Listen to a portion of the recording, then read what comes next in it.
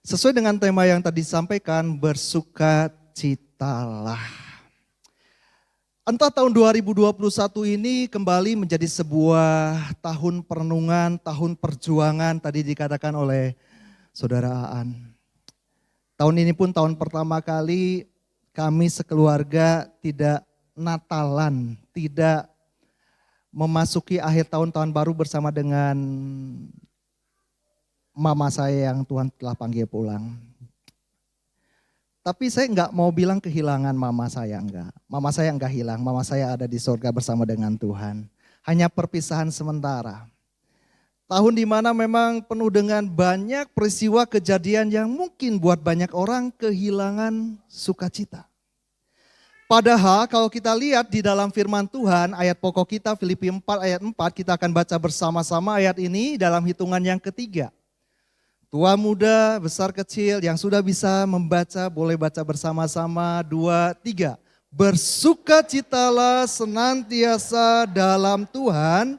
Sekali lagi kukatakan bersukacitalah. Bersukacitalah senantiasa. Sampai dikatakan sekali lagi bersukacitalah. Nah masalahnya apakah sukacita itu bisa terus senantiasa kita alami? Pada kenyataannya begitu banyak hal, kembali lagi peristiwa kejadian yang membuat kita kehilangan sukacita.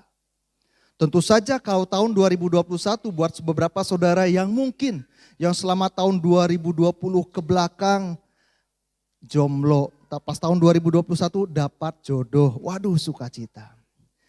Saudara yang mungkin mengidam-idamkan rumah baru, mobil baru dan sebagainya pas tahun 2021 dapat mungkin saudara sukacita. Tetapi Alkitab bilang sukacita ini tidak dipengaruhi oleh soal dapat sesuatu atau tidak. Intinya senantiasa. Tentu saja kalau saya bertanya kepada saudara Bapak Ibu, apakah di dalam dunia ini kita hanya selalu mendapatkan sesuatu atau kita juga kadang kehilangan sesuatu? Tentu saja ada saatnya kita kehilangan. Tetapi apakah kalau kita kehilangan, kita harus kehilangan sukacita? Alkitab bilang senantiasa bersukacita. Nah ketika saya pelajari dalam sebuah penelitian saudara-saudara, memang tidak salah kalau kita memperoleh sesuatu yang kita dambakan, mendapatkan sesuatu yang kita idam-idamkan, ada kesenangan, ada sukacita. Tetapi memang itu pun tidak bisa bertahan lama. Dalam sebuah studi dikatakan bahwa euforia, sebuah luapan kegembiraan. Sampai mungkin kalau kita lihat orang yang lagi senang dapat sesuatu yang diinginkan, bisa senyum-senyum sendiri. Sampai temannya sebelah kiri, sebelah kanan tanya, kamu kenapa sih kok senyum-senyum sendiri? Oh, pantesan aja, dia baru dapat sesuatu yang dia inginkan. Tapi itu bisa terjadi maksimal 90 hari atau cuma 3 bulan bertahannya. Misal saudara dapat sesuatu, katakanlah saudara sudah pingin ganti handphone, handphonenya jadul. Waduh apalagi sekarang muncul keluaran handphone yang baru, yang canggih dan sebagainya. Pas dapat senang. Tunggu 3 bulan, biasa lagi. Belum lagi kalau ada muncul lagi produk-produk handphone dengan tipe-tipe yang terbaru lagi. Hilang sukacitanya. Saudara yang ingin mengganti mobil misalnya, pas dapat mobil yang saudara idam-idamkan. Oke senang, ya wow. 3 bulan, biasa lagi. Karena memang sukacita ini bukan sukacita yang Alkitab maksud. Apalagi kalau saudara lihat di dalam Yakobus 1 ayat 2 kita baca kembali. Di atas sudah ada di situ ayatnya. Yang dikasih warna kuning kita baca bersama 2, 3. Saudara-saudaraku anggaplah sebagai suatu kebahagiaan apabila kamu jatuh ke dalam berbagai-bagai pencobaan. Bahkan di saat kita sedang menghadapi pencobaan, temptation, peirasmos dalam bahasa aslinya, itu berbagai kesulitan, penderitaan, tantangan, ujian, godaan, cobaan, segala sesuatu pokoknya yang negatif. Berbagai-bagai, poikilos dalam bahasa aslinya itu bermacam-macam variasi, termasuk hal-hal yang berlipat kali ganda. Mau apapun, mau bertubi-tubi, tapi Alkitab bilang anggap. Kata anggap digunakan katanya hegeomai, dalam bahasa Inggris count it. Perhitungkan itu. Pikirkan dan anggap itu sebagai sesuatu yang menggembirakan. All joy. Sukacita, kegembiraan. Kok bisa? Emang kekristenan itu sesuatu yang unik. Ada banyak hal yang membedakannya dengan keyakinan yang lain. Nah, kita lihat dulu, bagian berikutnya disinggung juga di dalam 1 Petrus 1 ayat 6. Kita baca bersama-sama, 2, 3. Bergembiralah akan hal itu, sekalipun sekarang ini kamu seketika harus berduka cita oleh sama kata pencobaan di situ digunakan katanya peirasmos. Pokoknya segala macam deh, apa yang saudara katakan sebagai kesulitan itu peirasmos. Apa yang saudara anggap sebagai masalah itu peirasmos. Apa yang ada saudara anggap sebagai sesuatu tantangan, cobaan, problem, apapun itu peirasmos. Berbagai macam, berbagai-bagai, poikilo sama. Bertubi-tubi, berbagai macam variasi.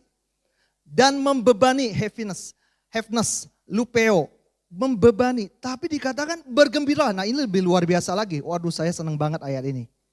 Itu digunakan katanya kalau dalam bahasa Indonesia cuma bergembira. Orang bergembira bisa aja gini, itu bergembira, senyum. Tapi saudara bergembira yang dimaksud ayat ini greatly rejoice. Sukacita yang besar, katakan sukacita besar. Kan gak masuk akal ya. Kita kan lagi ngalamin berbagai, bukan satu loh. Bukan dua loh. Berbagai-bagai, bermacam-macam. Bertubi-tubi. Kesulitan, tantangan, tetapi Tuhan ajarkan kita harus memiliki sukacita yang besar, greatly rejoice. Agalio, liao, itu artinya sukacita sampai melompat. Aduh, ketika kemarin sayang ya, Indonesia kalah waktu leg pertama final. Aduh, padahal saudara sempat beberapa peluang bukan? Itu baru peluang loh. Saya sempat nonton juga. Itu baru peluang ketika tim Indonesia hampir saja menjebol gawang lawan, hampir saja. Itu saya lihat penonton pas kebetulan kami sedang menyaksikan tayangannya itu di tempat yang cukup umum. Dan ada penonton yang di depan pada nonton, itu baru peluang. Baru hampir masuk gol. Apalagi sampai gol, mungkin udah bercingkak-cingkak nari-nari deh ya. Nah itu yang dimaksud dengan agalia. Bentar. Ini apakah kekristenan mengajarkan kita untuk menampik, mengabaikan fakta dan realita? Bukan. Bukan menjadikan kita orang yang berpura-pura, bukan. Kekristenan bukan mengajarkan bahwa kita berpura-pura seolah-olah situasi baik-baik saja. Bukan itu. Bukan berpura-pura, bukan juga menampik realita, bukan. Tetapi kekristenan belajar memandang jauh melampaui realita, katakan amin. Sebab kalau kita memandang kenyataan, ya wajar, kita akan kehilangan sukacita. Kita melihat situasi keadaan sekarang, kita akan tawar hati. Kita melihat keadaan orang yang berubah, yang tadinya baik kemudian orangnya menjadi tidak baik. Orang yang tadinya dapat diandalkan kemudian dia mengecewakan. Orang yang tadinya bersikap ramah sekarang menjadi jutek dan judes. Kita bisa kehilangan sukacita.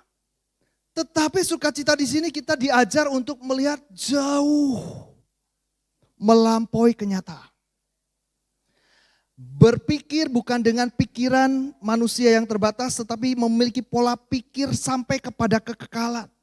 Merasa bukan emosi yang bisa up and down, yang berubah-berubah, fluktuatif sekali. Tetapi merasa dengan sukacita yang tidak bisa terkatakan dan tidak bisa dicerna oleh akal manusia. Sukacita dari surga. Nah ayat ini bilang gini, ini akan ada jadi satu gambaran. Kita diajar untuk memiliki sukacita yang besar sekalipun sekarang. Took now for a season.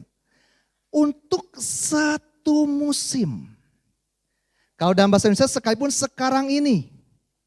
Kalau dalam bahasa Inggris juga dalam bahasa aslinya oligos itu untuk waktu yang singkat yang digambarkan hanya dalam satu musim. Kalau di Indonesia ada berapa musim? 2. Di Timur Tengah ada 4 musim. Ada 4 musim. Jadi musim itu datang silih berganti. Jadi artinya penderitaan, pencobaan itu hanya satu musim kehidupan. Bukan selamanya kita akan terus menderita. Bukan selamanya kita akan harus menghadapi tantangan. Hanya dalam satu musim kehidupan. Sekalipun dalam 1 tahun itu tentu ada kesusahannya sendiri. 1 hari ada kesusahannya sendiri. Hari yang lain berikut. Tetapi tidak selamanya. Akan berganti. Musim akan selalu berganti. Kasih Tuhan tetap abadi. Musim boleh berganti. Ada saatnya musim yang penuh dengan tawa, tapi saat tertentu mungkin kita musimnya dijalani dengan air mata. Tetapi kasih Tuhan tetap ada buat saya dan saudara. Musim boleh berubah, tetapi seperti ref lagu ini. Tuhan selalu menolongku, selalu menjagaku, sehelai di rambutku tak akan terjatuh tanpa seizin. Satu helai pun gak akan jatuh di luar kehendak Tuhan. Karena Tuhan yang tetap mengendalikan segala sesuatunya. Nah berikutnya dikatakan gini, if need be. Jika perlu, sayang dalam bahasa Indonesia bagian ini tidak ada. Padahal dalam bahasa Inggris dan bahasa aslinya ada, A-D-S-T. Jika diperlukan. Apa maksudnya? Ada kalanya pencobaan, masalah, penderitaan, tantangan diizinkan Tuhan jika diperlukan, dibutuhkan. Loh, dibutuhkan untuk apa? Saudara mungkin kalau kita bisa protes sama Tuhan, Tuhan aku nggak butuh penderitaan Tuhan, betul? Tuhan aku nggak butuh masalah Tuhan, aku nggak butuh. Tetapi Tuhan lihat kita butuh. Butuh untuk apa? Ayat berikutnya kita lihat di sini. 1 Petrus 1 ayat 7. Maksud semuanya itu ialah untuk membuktikan kemurnian imanmu yang jauh lebih tinggi nilainya daripada emas yang fana, yang diuji kemurniannya dengan api sehingga kamu memperoleh puji-pujian dan kemuliaan dan kehormatan pada hari Yesus Kristus menyatakan dirinya. Jadi penderitaan diizinkan Tuhan ketika perlu untuk menjadi sebuah ujian iman. Sehingga kita bisa tahu posisi iman kita ada di mana nih. Apakah masih iman yang cetek? Masih iman yang kalau saya beriman, kalau saya sembuh, saya beriman, kalau saya diberkati, saya beriman, kalau begini, kalau itu iman kalau. Atau kita punya iman yang lebih dewasa, iman walaupun saya tetap beriman, walaupun saya belum diberkati, saya tetap beriman, walaupun saya tidak disembuhkan, saya tetap beriman, dan sebagainya, walaupun. Dan ini adalah sebuah ujian, namanya ujian tentu ada reward, ada penghargaan. Orang yang lolos ujian akan mendapatkan penghargaan. Makanya dikatakan di bagian berikutnya, di 1 Petrus 4 ayat 12 dan 13, saudara-saudara yang kekasih, janganlah kamu heran akan nyala api siksaan yang datang kepadamu sebagai ujian, seolah-olah ada sesuatu yang luar biasa terjadi atas kamu. Sebaliknya, kalimat berikutnya, 2, 3. Bersukacitalah sesuai dengan bagian yang kamu dapat dalam penderitaan Kristus, supaya kamu juga boleh bergembira dan bersukacita pada waktu Ia menyatakan kemuliaannya. Jadi ini yang saya lihat, yang tadi saya bilang, pandang jauh sampai kepada kekekalan. Penderitaan sifatnya sesaat, kekekalan sifatnya selamanya. Penderitaan yang sifatnya sesaat, tetapi penghargaannya nilainya kekal. Ini yang seharusnya memberikan kepada kita kekuatan untuk bersukacita. Kemampuan, kesadaran untuk tetap memilih bersukacita. Kenapa? Hanya sementara kok. Kalau kita bisa bertahan, tetap percaya, tetap setia, tetap mengandalkan Tuhan, tetap tinggal dalam Tuhan sekalipun berbagai macam tantangan datang, dalam kekekalan kita akan bersukacita selamanya. Makanya Alkitab bilang penderitaan sekarang ini tidak sebanding, gak ada apa-apanya dibandingkan kemuliaan besar di sorga nanti. Itulah yang membuat kita seharusnya bisa bersukacita. Kalau kita memandang jauh sampai kekekalan. Berikutnya senada dengan itu, Yakobus 1 ayat 12 kita baca bersama. 2, 3. Berbahagialah orang yang bertahan dalam sebab apabila ia sudah tahan uji, ia akan menerima mahkota kehidupan yang dijanjikan Allah kepada. Ya, saudara bicara tentang mahkota, di dalam Alkitab paling tidak ada 5 mahkota yang Tuhan janjikan bagi orang percaya sesuai dengan prestasi rohani yang diperolehnya. Dan salah satunya orang yang tahan tetap konsisten di dalam imannya kepada Tuhan sekalipun menghadapi berbagai macam penderitaan.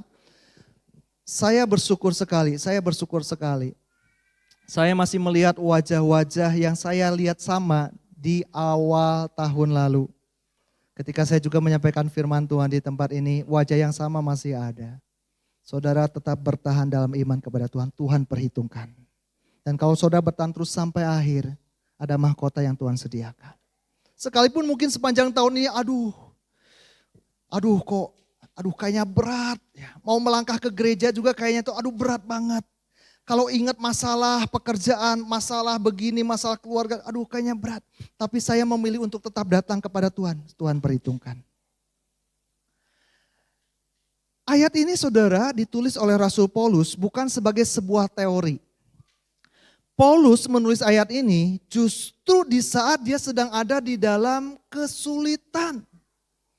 Dia dalam kondisi terkurung dalam penjara bukan karena dia mencuri, bukan karena dia membunuh, bukan karena dia berbuat jahat, tetapi karena dia sebagai penginjil, menyebarkan Injil. Dan pemerintah Romawi pada waktu tidak senang, dia di penjara. Orang-orang Yahudi enggak senang, dia di penjara.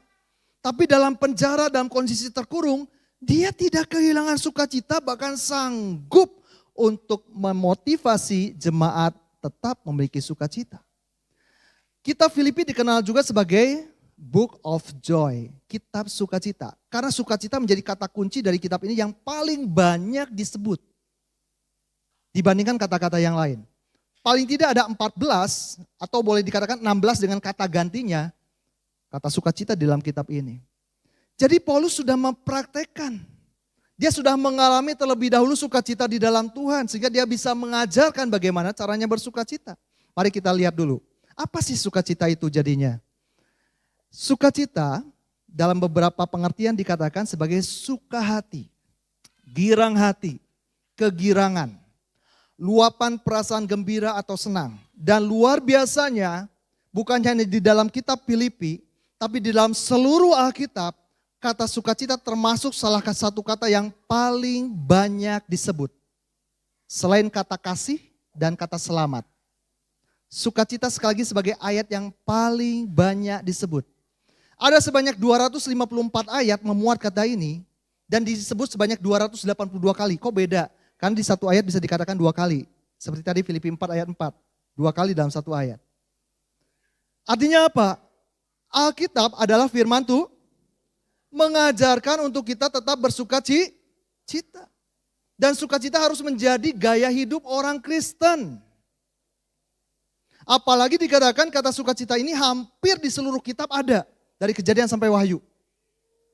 Bisa dihitung jari dalam satu tangan. Ya kalau nggak salah 3 atau 4 saya lupa persisnya. Kitab yang nggak ada kata sukacita. Contohnya kitab Bilangan itu nggak ada kata sukacita. Dan beberapa kitab yang lain. Tetapi hampir seluruhnya memuat kata sukacita. Artinya seluruh Alkitab ini diwarnai dengan sukacita. Harusnya kehidupan kita juga diwarnai dengan sukacita. Nah kita lihat lagi di sini. Mengapa sih kita harus bersukacita? Pertama, karena sukacita adalah perintah Tuhan. Katakan perintah Tuhan. Oh, apa urusannya dengan saya soal perintah Tuhan? Saudara, kita lihat dulu ke sini. Mazmur 100 ayat 2, kita baca bersama 2, 3. Beribadalah kepada Tuhan dengan terus. Nah, bagaimana kita bisa mempraktekkan dulu perintah Tuhan sebelum kita cari tahu alasannya apa urusan saya dengan perintah Tuhan? Cara kita melakukan perintah Tuhan dengan sukacita salah satunya adalah datang beribadah bukan dengan wajah yang bimoli, bibir monyong 5 cm. Apalagi yang jadi aser ya. Aser itu kesan pertama begitu menggoda, selanjutnya terserah Anda. Kesan pertama jemaat, kesan pertama orang yang baru datang kebaktian, kan ketemu pertama kali dengan asar dulu kan. Harus menjadi pancaran sorga, saudara, sorga itu penuh dengan sukacita. Alkitab mencatat sorga itu penuh dengan sukacita. Enggak pernah berhenti sukacita di sorga sorak-sorai itu, enggak pernah berhenti. Hanya nanti di dalam kitab Wahyu ada sesaat sukacita sorak-sorai itu terhenti ketika terjadi pernikahan anak domba dengan gerejanya. Tapi selain itu, sukacita terus. Itu harus jadi warna sukacita. Dalam gereja Tuhan harus ada. Dalam ibadah. Waktu tepuk tangan, waktu memuji Tuhan. Coba pancarkan sukacita. Bukan sekali lagi bukan mengingkari kenyataan, keadaan, bukan. Bukan karena kita menganggap masalah itu kecil, bukan. Ya, sekalipun Tuhan kita lebih besar dari masalah kita. Bukan pula kita melupakan dan menganggap masalah itu kemudian nggak ada. Bukan, masalah itu tetap ada.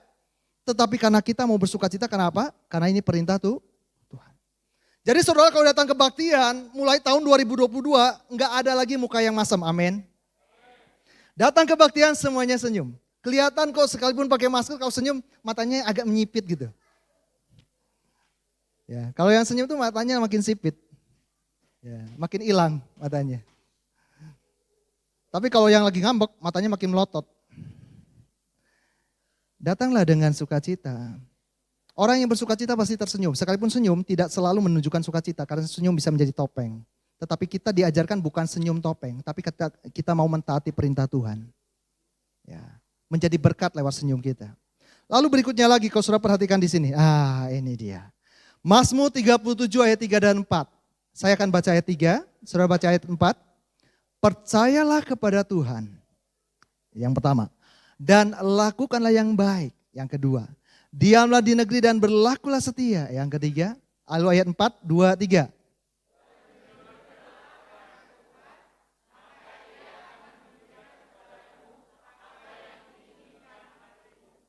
Coba, Tuhan janjikan apa yang diinginkan hatimu Tuhan akan berikan. Cuman lihat, enggak cuman sekedar percaya. Saya udah percaya sama Tuhan kok, saya yakin Tuhan menjawab doa saya kok. Iya. Saya sudah lakukan yang benar, yang baik kok. Oke. Saya sudah setia datang kebaktian kok. Oke. Berikutnya, sudah bersukacita belum? Atau sepanjang hari baru bangun tidur nih, baru melek. Udah langsung kuku lutus orang Sunda bilang kan. Wah, engah, liur. Waduh, poe ieu teh liur pisan. Nah, udah kuku lutus. Bagaimana Tuhan memberikan apa yang diinginkan oleh hati kita? Justru kepercayaan kepada Tuhan, iman itu harus ditunjukkan juga dengan ekspresi, dengan sebuah tanda, dengan sebuah perbuatan yang menyatakan iman kita, yaitu sukacita. Karena kita percaya, sekali lagi, sukacita bukan menampik keadaan, tetapi memiliki pandangan jauh melampaui kenyataan. Dengan itu kita bisa bersukacita. Nah, berikutnya saudara-saudara kita lihat di sini. Ketika kita memilih untuk bersukacita, artinya kita mentaati perintah Tuhan. Dan saat kita mentaati perintah Tuhan, kita menyukakan hati Tuhan. Dan saat kita menyukakan hati Tuhan, kita akan diberkati. Makanya senada dengan ayat tadi. Bergembiralah. Maka ia akan memberikan kepadamu apa yang diinginkan hatimu. Kamu akan diberkati. Mau bersukacita, amin. Pagi hari udah jangan dulu mikirin soal gimana kalau begini, gimana kalau begitu. Pilih, kasih senyum buat Tuhan dulu. Waktu bangun tidur, terima kasih Tuhan, kasih senyum sama Tuhan. Lihat suami yang nyebelin mungkin semalam sempat ribut. Jangan mau kehilangan sukacita. Kasih senyum. Selamat pagi. Sama anak. Tetap tersenyum. Kita akan diberkati. Karena bisa jadi sepanjang tahun 2021 yang tadi saya katakan. Saudara mungkin berkata, aku udah punya iman, aku udah punya. Nah, sukacitanya udah belum? Konsisten gak setiap hari bersukacita? Dan sebaliknya, kalau kita tidak taat, sukacita itu bukan cuma sesaat, harus senantiasa. Dan kalau kita tidak taat, kita mendukakan hati Tuhan. Dan kita akan jauh dari berkat Tuhan. Yang kedua, kenapa kita harus bersukacita? Karena sukacita menjadi gaya hidup warga kerajaan Allah. Kita lihat ayatnya di dalam Roma 14 ayat 17, kita baca bersama-sama, 2, 3. Sebab kerajaan Allah bukanlah soal, tetapi soal kebenaran, damai sejahtera dan sukacita. Jadi kalau kita betul-betul menjadi warga kerajaan Allah, seharusnya sukacita itu tetap menjadi bagian kita. Sebagaimana dikatakan kerajaan Allah itu di dalamnya ada sukacita. Yang saya sering kali katakan juga di bagian awal tadi, salah satu kata yang paling banyak di Alkitab selain kasih adalah sukacita. Orang Kristen selalu dikenal di mana-mana identik dengan kata kasih, tetapi juga sukacita. Saya ingat betul ada paling tidak beberapa kesaksian atau 2 atau 3 kesaksian yang saya dengar langsung. Bagaimana orang yang bersukacita itu, saudara-saudara, menjadi kesaksian. Nanti kita lihat juga di bagian slide-slide berikutnya. Menjadi kesaksian. Karena itu menjadi simbol, menjadi ciri, menjadi karakter yang membedakan kita dengan orang yang belum percaya, orang yang belum hidup di dalam kerajaan. Waktu ada kesulitan tetap bersukacita, itu harusnya ciri orang Kristen. Bukan lagi kesulitan marah-marah, lagi kesulitan jadi cemberut, bukan. Tetap sukacita. Lalu berikutnya lagi, sukacita itu harus menjadi milik kita. Kenapa? Karena sukacita menjadi ciri kita tunduk pada Roh Kudus. Di mana buah roh salah satunya adalah sukacita. Buah roh itu tidak muncul dengan sendirinya. Kalau di dalam kitab Galatia kalau sudah baca pasal yang kelima. Buah roh itu dihasilkan lewat penundukan kita pada pimpinan roh. Waktu kita taat pada pimpinan perintah Tuhan lewat suara Roh Kudus. Ingat, ini firman Tuhan, Roh Kudus punya fungsi, salah satunya mengingatkan kepada kita apa yang telah difirmankan. Waktu saudara ngadapin masalah, saudara mungkin pingin marah, Roh Kudus ingatkan, bersukacita. Jangan sampai kehilangan sukacita. Marah boleh, bukan berarti marah nggak boleh. Tapi marah di dalam kontrol dan tetap tidak kehilangan sukacita. Beda. Marah dalam kontrol dan marah yang kehilangan kontrol lain. Tetap ada sukacita, nggak kehilangan sukacita. Nah, Galatia 5 ayat 22. Tetapi buah roh ialah kasih dan sukacita. Yang kedua.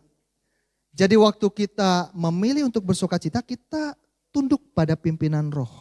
Roh Kudus nanti akan mengingatkan kepada kita untuk kita memilih bersukacita. Berikutnya lagi. Menjadikan kita kuat dan sehat. Katakan kuat dan sehat. Kuat dan sehat itu bukan cuma soal multivitamin, makan 4 sehat 5 sempurna. Tambah plus vitamin A, B, C, D, E, F nggak ada, G nggak ada, K. Nah, semua macam vitamin dimakan. Oke, itu bagus. Tetapi ada hal yang lain. Saudara bicara soal kekuatan, kesehatan, sukacita itu punya power. Punya daya untuk kita tetap dan makin kuat dan sehat. Nah, saya akan ajak kita lihat di ini dulu. Sebaliknya, kalau kita mengeluh, kita makin lemah dan lesu. Contoh, kalau pekerjaan yang ringan saja, gak usah pekerjaan yang berat, kita lakukan dengan bersungut-sungut. Terasa jadi berat. Pada ringan, pekerjaannya sih gak membutuhkan energi besar. Tapi karena emosinya yang menguasainya besar, maka itu menguras energi kita. Menjadikan kita lemah dan lesu. Ngerjain juga jadi berat. Jadi enggak maksimal karena dengan mengeluh. Beda kalau dengan sukacita. Sekalipun itu pekerjaan mungkin berat, pekerjaan itu mungkin banyak. Tapi kalau kita lakukan dengan sukacita akan terasa lebih Waduh, puji Tuhan. Berarti saudara sudah mengalami semua. Bukan mengalami yang pertama, yang kedua maksudnya ya. Jadi yang berat pun akan terasa lebih ringan kalau kita bersukacita. Nah, kalau kita lihat juga di sini, Nehemia 8 ayat 10 bagian C, kita baca bersama. 2, 3, jangan kamu bersusah hati sebab sukacita karena Tuhan itulah perlindunganmu. Dalam salinan Inggris itu adalah kekuatan, strength, kekuatanmu. Makanya Bapak Pendeta Awon Datu almarhum dikasih inspirasi dari ayat ini. Kesukaan dari Tuhan kekuatanku, kekuatanmu. Kekuatanku, kesukaan karena Tuhan, kesukaan yang dari Tuhan. Itulah kekuatan kita. Kekuatan seperti apa? Nah, saya ajak kita lihat di sini. Pertama, jangan kamu bersusah hati. Kata susah hati dalam salinan aslinya itu digunakan kata yang mengandung arti susah hati, tapi juga sakit hati, sedih, berduka, tidak senang, jengkel, khawatir, marah, menyesali diri secara berlebihan itu dikandung dari kata arshab ini. Jangan kita mengalami ini terus menerus. Tentu dalam realita hidup ada saatnya, sesaat saja kita alami ini. Tapi jangan terus-menerus. Tetapi pilihlah apa di sini? Sukacita. Kenapa? Karena itu akan menjadi perlindungan atau kekuatan. Diambil dari katanya maus atau maus. Artinya kekuatan, benteng, keselamatan, perlindungan. Nah yang menariknya di sini saudara, ketika bicara soal sukacita Tuhan ada perlindungan. Pertama ini dulu, Amsal 24 ayat 10. Kita baca bersama, 2, 3. Jika engkau tawar hati pada masa kesesakan, makanya tadi dibilang jangan tawar hati. Jangan susah hati. Karena kita jadi kecil, kekuatan kita jadi berat mengerjakan segala sesuatu. Lalu berikutnya lagi, orang yang bersemangat dapat menanggung penderitanya. Orang yang bersukacita dapat menanggung penderitanya. Tetapi siapa akan memulihkan semangat yang patah? Amsal 17 ayat 22, ini menjadi ayat favoritnya Mami nih belakangan ini ya. Yami ya. Amsal 17 ayat 22, kita baca bersama-sama. 2, 3. Hati yang gembira adalah, tetapi, ya. Saudara, saya akan selingi dengan sebuah kesaksian. Mungkin beberapa saudara tahu saya juga sempat kena COVID pada akhir Maret. Dan kena COVID-nya bukan kena biasa. Aduh, saya juga nggak nyangka, betul-betul nggak terpikirkan kalau saya harus masuk rumah sakit dan pas masuk rumah sakit untuk pertama kalinya langsung masuk ICU. Dengan selang di mana-mana, kabel di mana-mana, aduh untuk pertama kalinya. Belum pernah masuk rumah sakit sekalinya, berat kondisinya. Jadi akhir Maret itu malam hari, saya dibawa malam hari. Sebetulnya Tintin sempat dorong saya dari sejak awal, udahlah ke dokter rumah. Sayanya menolak terus. Ya, karena pikir, selama ini juga nggak pernah ke rumah sakit, nggak usah lah. Ya, ditambah juga saya terpikirkan banyak pekerjaan yang harus saya lakukan. Istri saya jadi saksi, sampai kuliah online saja, saya sampai terbaring di tempat tidur dalam kondisi lemah, sakit. Saya sampai tetap melakukan pekerjaan saya yang mengajar di kelas online, di STT waktu itu. Tetapi memang kondisinya saya rasakan ini kayaknya udah nggak beres ini. Saya udah mulai rasa dingin di sekujur badan saya udah mulai nafasnya makin sesek. Kalau nafas gini aja udah berat. Oh, kalau udah angkat tangan udah nggak bisa nafas. Kalau disuruh angkat tangan nafas udah nggak bisa. Gini aja udah nggak bisa. Akhirnya malam itu saya dibawa ke rumah sakit dan langsung diperiksa segala macam di ronsen, dan sebelum ronsen keluar hasilnya dokter menggunakan stetoskop aja udah langsung bilang sama saya gini. Ketika dia periksa di bagian depan, pinggir, ya kiri kanan, belakang. Dokter terus bilang gini, aduh Pak kondisinya berat. Udah banyak lendir di paru-paru Bapak. Aduh, saya pikir cuma datang, dikasih resep obat pulang, saya pikir gitu. Ini Bapak harus langsung masuk ICU. Padahal hasil ronsen belum keluar.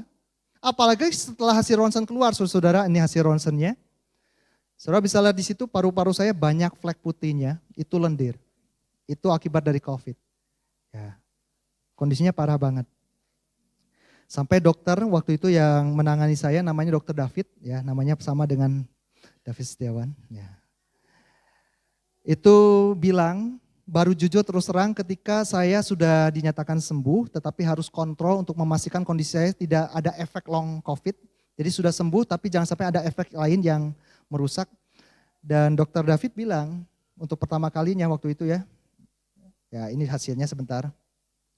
Jadi waktu pertama kali katanya saya lihat hasil kamu dari ronsen, hasil tes darah saya banyak yang merahnya ini. Kalau saudara lihat itu banyak yang dilingkari merah. Kalau raport anak sekolah ini nggak akan lulus lah gitu ya. Banyak merahnya. Wah ini merah semua tuh yang bagian ini. Ya, udah berat dan kondisinya parah. Dan kemudian ya ini udah dipindahkan ke ruang rawat inap biasa saudara-saudara. Jadi waktu saya di ICU itu memang puji Tuhan kasih ketenangan. Enggak tahu, enggak bisa terkatakan. Padahal waktu itu boleh dibilang saudara-saudara untuk pertama kalinya saya masuk rumah sakit, langsung masuk ICU. Dan kondisi di sebelah sana banyak yang teriak-teriak, banyak yang macam-macam deh. Tapi puji Tuhan kasih ketenangan. Kasih tenang. Sehingga kondisi saya makin lama makin baik dan ini pas persis tanggal ulang tahun saya. Tuhan kasih kado ya, Waktu itu saya boleh dipindahkan setelah kurang lebih 6 hari saya di ruang ICU. Kemudian saya boleh dipindahkan ke ruang rawat inap biasa. Ini waktu istri saya dan Vin menjenguk di rumah sakit. Nggak bisa dekat langsung sebetulnya ya, dari jauh. Nah, makanya karena ini ulang tahun, boleh tolong itunya dibantu. Ya, diklik berikutnya. Nah itu, bawa kado spesial. Namanya orang sakit dikasih kadonya bukan makanan-makanan babi hong kayak gitu, bukan ya saudara. Dikasih hadiahnya ya itulah susu beruang dengan madu gitu. Ya puji Tuhan dari situ ada satu tambahan energi gitu ya. Dan kemudian ini ketika saya kemudian sudah dinyatakan semakin baik, meskipun kondisinya masih belum maksimal. Jadi untuk memastikan kondisi saya itu sudah betul-betul maksimal, kita disuruh untuk melakukan sebuah fisioterapi menggunakan alat tersebut. Jadi dihitung selama sekitar sekian lama waktu, berapa jarak tempuh yang kira-kira bisa dicapai dengan beban yang ditambah. Waktu itu di awal pertama kali saya masih fluktuatif. Saturasi oksigen saya nggak bisa mencapai 98. 97 aja jarang, turun 96, 95 apalagi bebannya ditambah. Turun ke 88 lagi, Pak tenang Pak. Si perawatnya bilang, tenang Pak. Ya. Sampai puji Tuhan saudara-saudara, berikutnya, nah ini dokter David yang waktu itu menangani saya. Dia bilang kondisi saya waktu itu katanya berat, waktu dia lihat hasil tes pemeriksaan saya, dia bilang jantungnya gini katanya. Ya. Ini kira-kira bisa kuat nggak, bisa lewat nggak krisisnya gitu katanya. Tetapi ketika saya di rumah sakit itu saya puji Tuhan dapat banyak pengalaman rohani yang luar biasa. Lewat tayangan live channel ya siaran rohani Kristen waktu itu ada banyak kesaksian. Waktu itu ada seorang yang kena COVID saudara-saudara udah parahnya lebih parah dari saya bahkan sempat mati. Waktu dia meninggal itu dia bertemu dengan Tuhan. Tetapi kembali lagi tanpa mengurangi rasa hormat. Waktu hidup dan mati kita ada di tangan Tuhan. Ya, kalau memang sudah waktunya, ya percaya itu yang terbaik dari Tuhan. Seperti mama saya meninggal memang efeknya pertama dari COVID, tetapi puji Tuhan saat mama meninggal sudah dinyatakan sembuh, jadi bisa dimakamkan secara normal. Tetapi kami dikuatkan sebagaimana kesaksian saya di pemakaman, sebelum mama meninggal itu kami banyak dapat peneguhan dari Tuhan. Kami banyak dapat tanda-tanda dari Tuhan. Untuk meyakinkan kami bahwa semua tetap ada dalam kendali Tuhan. Waktu pertama kali mama masuk rumah sakit, cici saya, Ciuli yang di Cibinong, itu dapat suara dari Tuhan. Lagi kerja bersih-bersih, kalau nggak salah waktu itu di rumah. Tiba-tiba dia dengar suara yang audible, bukan suara dalam hati, suara yang jelas terdengar katanya. Rumahnya sudah selesai. Bukan cuma sekali, 3 kali itu suara terdengar. Bingung, ini maksudnya apa? Apa saya sudah waktunya dipanggil Tuhan? Cici saya pikirnya begitu. Tapi kemudian konsultasi, diskusi dengan Ciku Kusnadi, lalu Ciku Kusnadi bilang mungkin itu Tuhan mau neguhkan pernyataan untuk mama katanya gitu. Oh enggak, masih nolak waktu itu cici saya. Saya juga begitu ketika saya menemani mama, puji Tuhan selama mama sakit itu saya dikasih kesempatan untuk bisa menemani banyak hal pengalaman bersama dengan mama waktu itu. Saya diizinkan untuk bisa menemani bahkan intens di situ, menyuapi dan sebagainya. Dan waktu saya pertama kali menyetel TV, tiba-tiba itu TV pas tampil Pak Gilbert Lumoindong, dia lagi khotbah, langsung itu kata-katanya gini pas waktu saya klik ya. Saudara mungkin kita bertanya, mengapa Tuhan memanggil orang yang kita kasih? Mengapa Tuhan memanggil mama kita? Aja langsung saya, waduh, apa ini? Apa ini tanda dari Tuhan? Dan ada banyak tanda yang lainnya lagi. Apalagi ketika mama kemudian Tuhan panggil pulang. Pas mama sudah dipanggil pulang, waktu saya menemani Tintin sama Vin mau ke kamar kecil, lalu saya nyalakan TV. Vin waktu itu juga ada, pas lagi main handphone ya. Pas lagi nyalakan TV sampai bengong juga Vin. Pak Gilbert lu mau indung lagi. Dia lagi doa, nggak tahu khotbahnya apa, pokoknya pas klik. Dia bilang gini, penderitanya sudah berakhir, tugasnya sudah selesai, rumahnya sudah jadi, mahkota sudah tersedia. Pas banget. Dan banyak lagi. Itu adalah hal yang lain untuk mama. Yang terbaik untuk mama. Tetapi saya yakini masih ada hal yang Tuhan masih mau untuk saya kerjakan. Bukan karena saya lebih baik, enggak. Bukan karena saya lebih hebat, enggak. Tapi karena masih ada hal yang Tuhan mau untuk saya kerjakan. Tuhan masih berikan kesempatan saya hidup.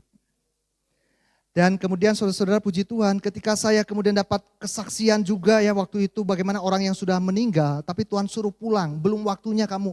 Dokter sudah dinyatakan meninggal. Tapi karena memang Tuhan belum tentukan dia meninggal, bangkit lagi. Dari situ saya dapat kepastian, oh Tuhan tetap pegang kendali kok. Hidup dan mati ada di tangan Tuhan, ya sudah. Dan di situ justru saya tenang. Dan saya tenang, saya kemudian memiliki sukacita karena Tuhan tetap mengendalikan segala sesuatu. Di luar kendali saya, Tuhan tetap yang punya kendali.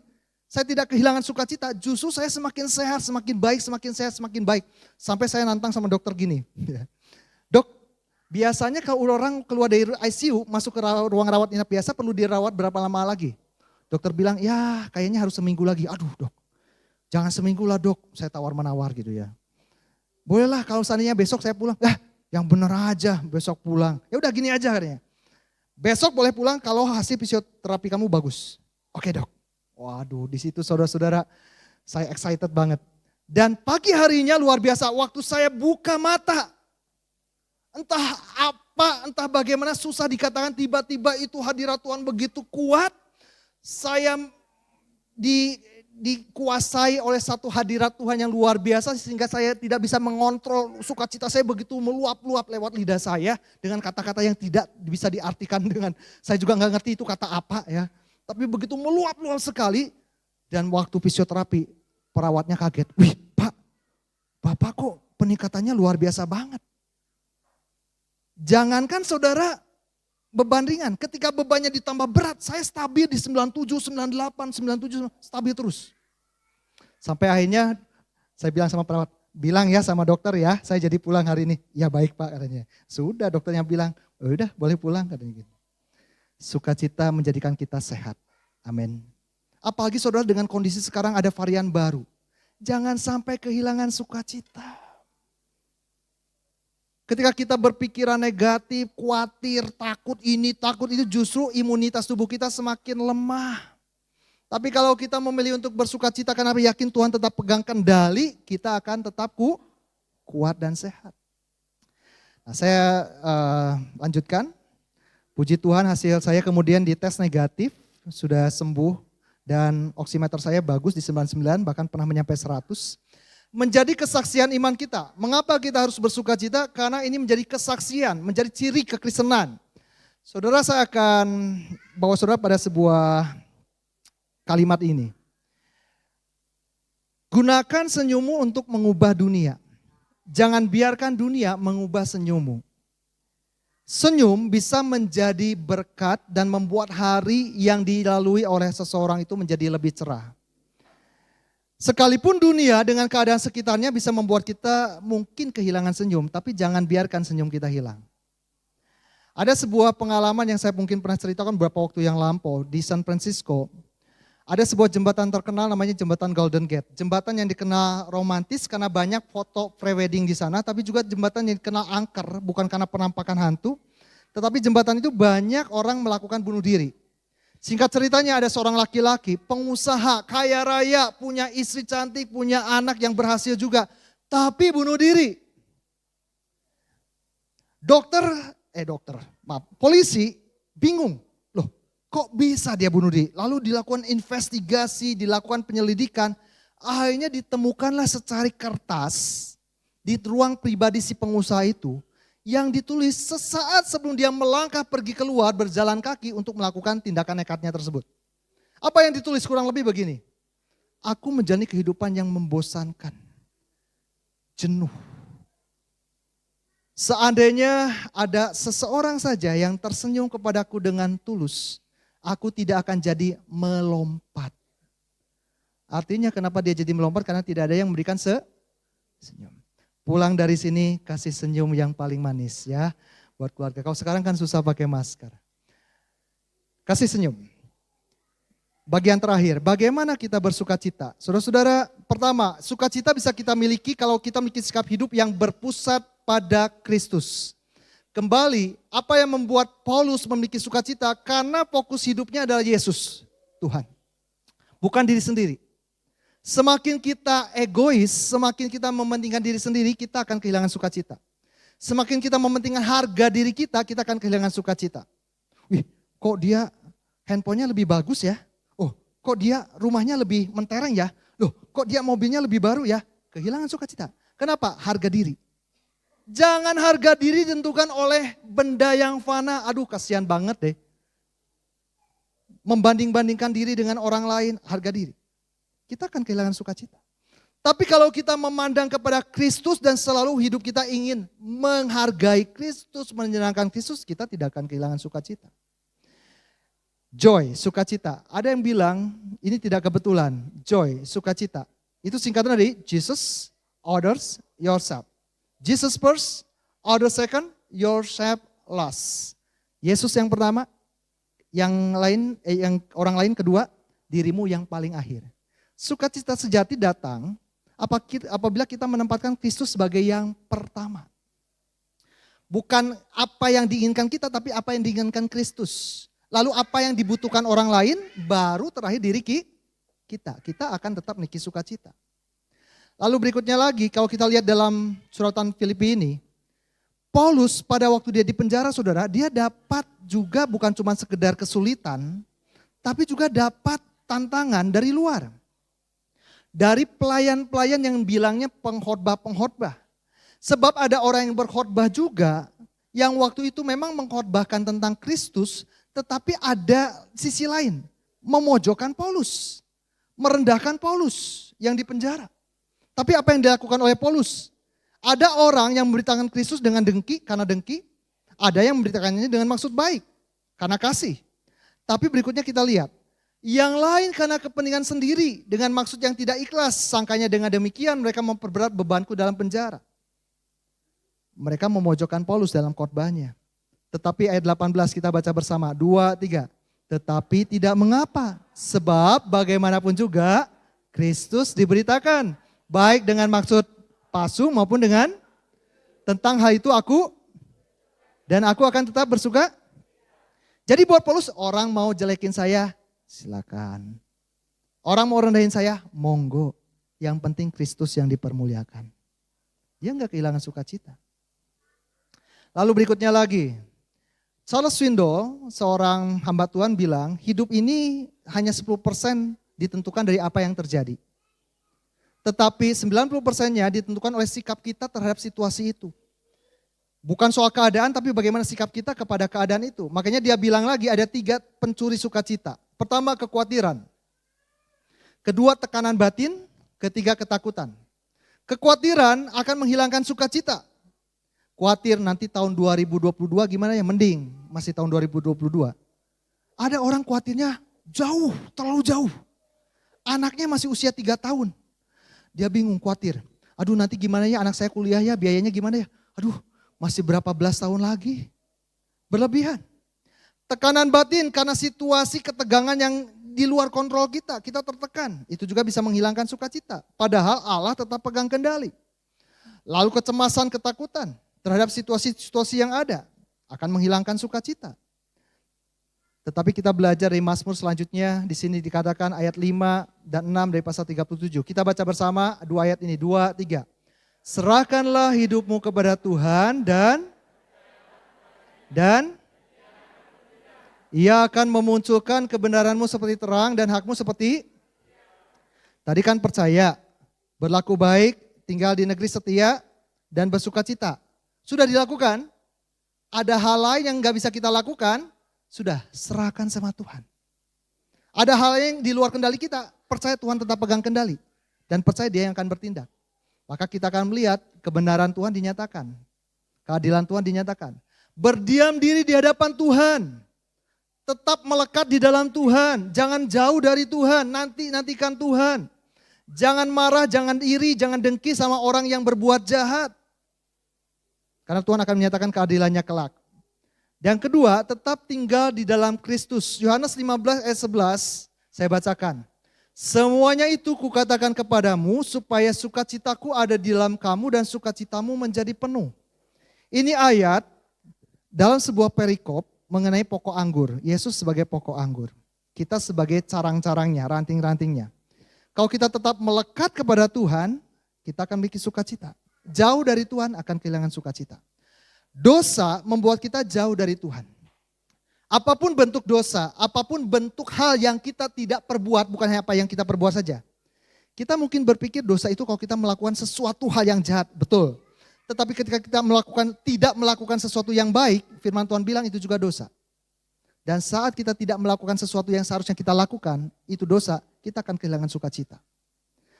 Tetap tinggal di dalam firman, dalam kebenaran kita akan tetap memiliki sukacita. Itu artinya tinggal dalam Kristus. Lalu berikutnya, kita lihat 1 Tawarik 16 ayat 27, baca bersama, 2, 3. Keagungan dan semarak ada, terus sukacita, kekuatan ada di dalam hadirat Tuhan. Selama kita tinggal dekat dengan Tuhan, sukacita itu akan selalu kita miliki. Bagian-bagian terakhir. Bagaimana kita bersukacita? Yang terakhir, yang ketiga, kita harus punya keyakinan akan penyertaan dan kesetiaan Tuhan. Mazmur 16 ayat 8 dan 9, aku senantiasa memandang kepada Tuhan. Jangan pandang terus masalah. Jangan pandang terus orang lain yang mengecewakan, pandang Tuhan. Karena ia berdiri di sebelah kananku, Tuhan tetap menyertai, aku tidak goyah, aku tidak bimbang, aku tidak kehilangan sukacita. Sebab itu hatiku bersukacita, makanya sukacita itu bisa kita miliki kalau kita terus memandang kepada Tuhan. Jangan pandang manusia. Pandang terus padanya.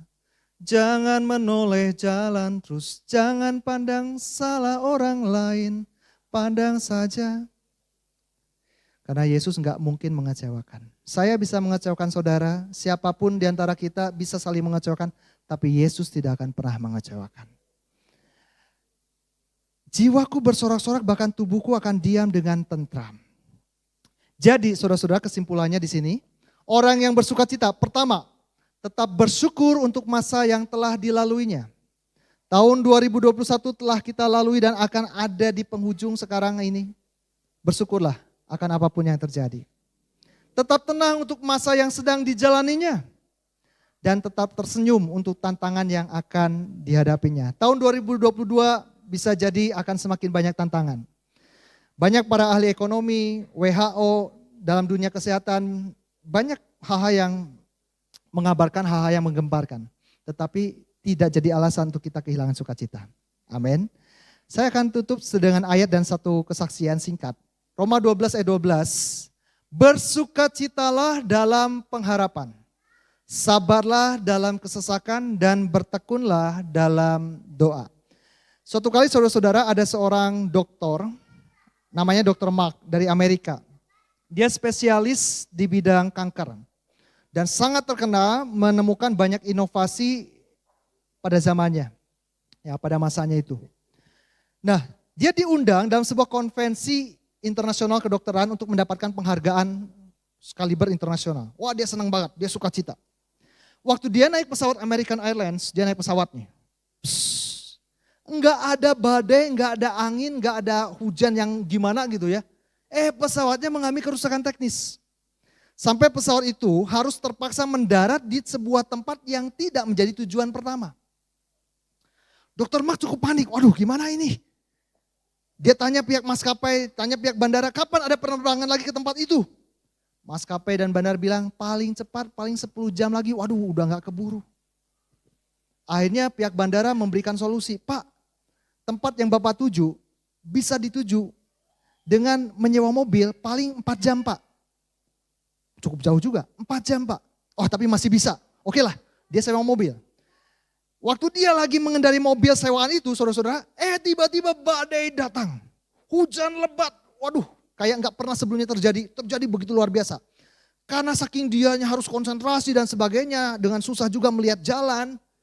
Akhirnya dia nyasar, harusnya dia belok, dia jauh lurus terus. Pas udah jauh baru sadar, waduh kayaknya belokan yang tadi deh, yang udah jauh itu, dia balik arah. Tapi waktu dia balik arah, badainya makin besar dan gak mungkin lagi mobilnya bisa berjalan jauh. Akhirnya dia menepikan mobilnya, gak mungkin dia tinggal terus di mobil, dia keluar. dia datangin satu rumah yang sangat sederhana. Waktu dia ketuk pintunya, keluarlah seorang ibu muda. Ya, disambut dengan ramah, lalu dipersilakan masuk. Ibu itu memberikan minuman hangat dan beberapa cemilan ringan. Lalu Dr. Mark ini mau menyantap itu hidangan yang disajikan. Ibu ini bilang, maaf Pak, bukankah lebih baik kita berdoa dulu karena dia lagi kesel. Berdoa. Yang penting tuh kerja keras bukan doa. Gitu. Tapi karena dia nggak mau menyinggung si ibu ini yang begitu baik, ya udahlah.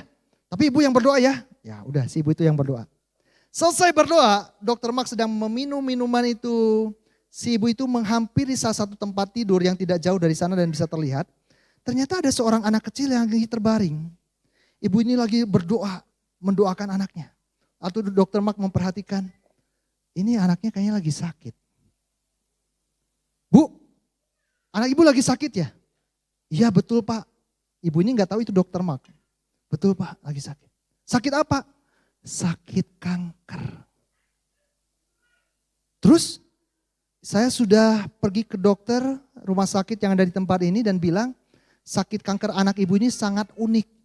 Dan yang bisa menangani satu-satunya adalah Dr. Mark yang terkenal itu. Jadi Pak, saya berdoa siang malam tanpa henti. Saya berdoa, Tuhan kalau memang Tuhan menghendaki anak saya sembuh lewat dokter itu. Saya yakin Tuhan akan pertemukan saya dengan dokter itu. Saya tahu itu kelihatannya mustahil Pak. Karena dokter itu tinggal di tempat yang sangat jauh dari tempat ini. Dan biayanya begitu mahal untuk saya pergi ke sana, enggak mungkin. Tapi saya yakin Tuhan memungkinkan itu. Jadi saya tidak mau kehilangan pengharapan dan sukacita saya dalam Tuhan. Dan saudara apa yang terjadi di situ? Dr. Mark menangis. Lalu dia bilang sama ibu itu, Ibu, Tuhan luar biasa. Sayalah Dr. Mark. Tuhan bisa buat sesuatu yang tidak bisa kita duga dengan pikiran. Mudah.